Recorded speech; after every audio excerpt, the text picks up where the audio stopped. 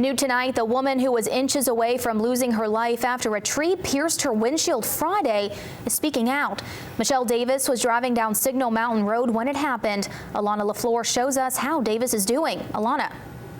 Alyssa, Davis spent most of Friday at the hospital. One of her arms has a huge gash on it, and she had to get 3 layers of stitches in it.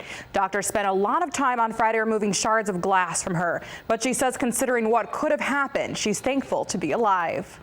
The last few days have been emotional for Michelle Davis. Friday morning, she headed out to work at her family's restaurant, but she never made it in. And I look up and I see this tree falling across the road, and I know there's nothing that I can do. That tree came crashing down into her windshield. I remember stopping and I'm hearing the crunch of the glass, and when I wake up, I'm like, I've got to get out of here. You know, I've got to get out of this truck. Davis says she got out of her truck and another driver talked to her, keeping her calm while she waited for the ambulance. It was the scariest thing I've ever been through.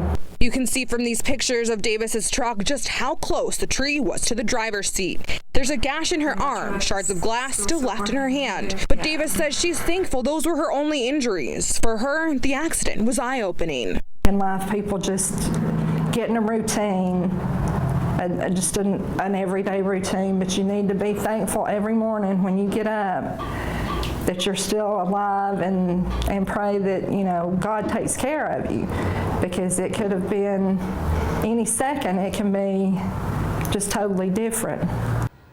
Davis tells me she's meeting with the plastic surgeon this week to see what they can do about the gash on her arm. She's also going to follow up with doctors about removing the rest of the glass that's still in her hand. Alyssa. Alana, thank you. Davis says she cannot get her bandages wet and cannot drive.